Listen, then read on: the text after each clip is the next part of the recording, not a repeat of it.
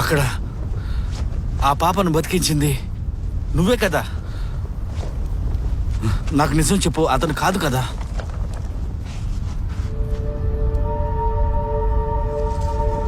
ఒకరు చావాలన్నా బ్రతకాలన్నా నిర్ణయించేది మాత్రం ఆ భగవంతుడే. లేదు, ఈ విషయంలో నేను నమ్మను.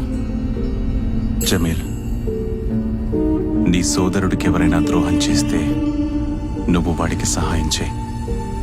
నీకు తెలుసు కదా, అందుకే ఎవరు లేని వారికి నేను సహాయం చేస్తాను. చెప్పు బాయ్, ఇన్నాళ్ళు నువ్వు ఎక్కడున్నావో నాకు తెలియాలి.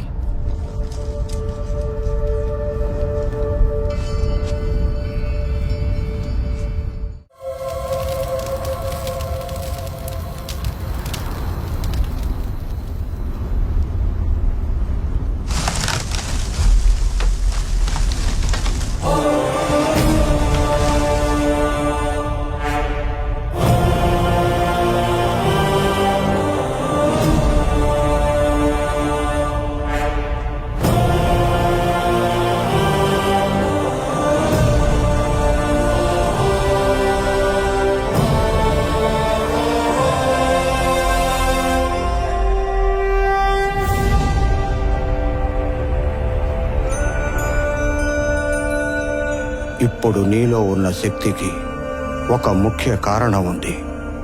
ఒక రాక్షసుడు నీ కోసం ఎదురు చూస్తున్నాడు. తనెవరో నీకు అర్థమయ్యే ఉంటుంది. అతని పాపం పండే రోజు అతి దగ్గరలోనే ఉంది. సమయం అనుకూలించినప్పుడు వాడంతట వాడే నీకెదురు పడతాడు. నేను చెప్పేది నువ్వు గుర్తుపెట్టుకో.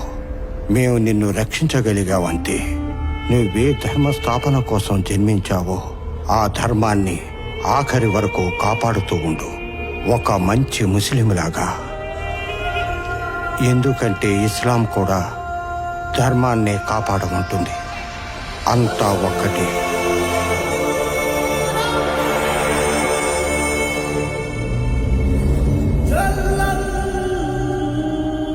నమః శివాయ. అల్లాహు అక్బర్.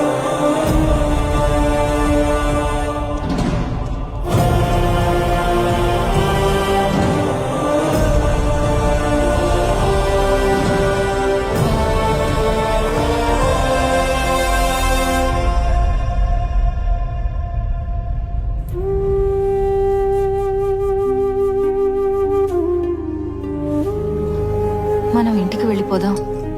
లేదదినా, మీరు పూర్తిగా కోలుకునేంత వరకు ఇక్కడే ఉండాలి. మేమంతా ఇక్కడ మీకు తోడుగా ఉంటాం. స్వామీజీ, మీరు కనుక లేకపోయింటే నా కూతురు ఈ లోకంలోనే ఉండేది కాదు. ఇక నుంచి మీరే మాకు దేవుడు.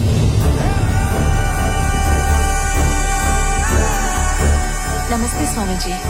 నమస్కారం స్వామీజీ. నమస్కారం.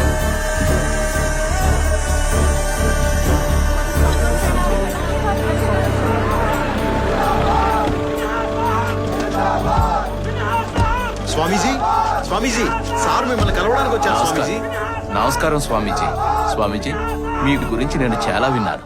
మీ ఆశీర్వాదం కోసం వచ్చాను.